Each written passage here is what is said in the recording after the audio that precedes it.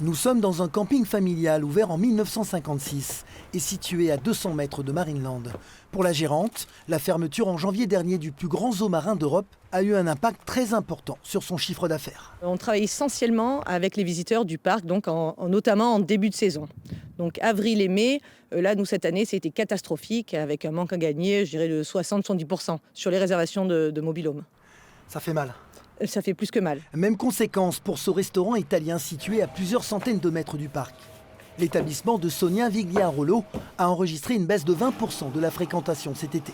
Les familles qui sortent du parc pour venir se restaurer chez moi, en l'occurrence, eh bien, c'est des gens qui viennent une année sur l'autre, qui ne viennent plus. Je les ai plus revus.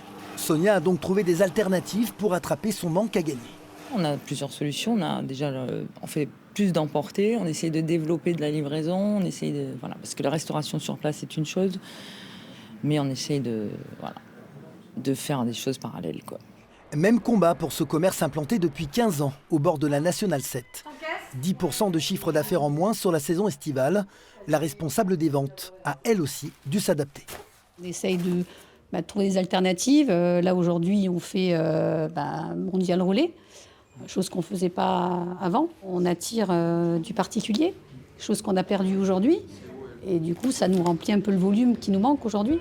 Reste à savoir comment la ville d'Antibes va redonner vie à ce quartier de la Brague qui, selon le plan local d'urbanisme, restera une zone d'animation et de loisirs.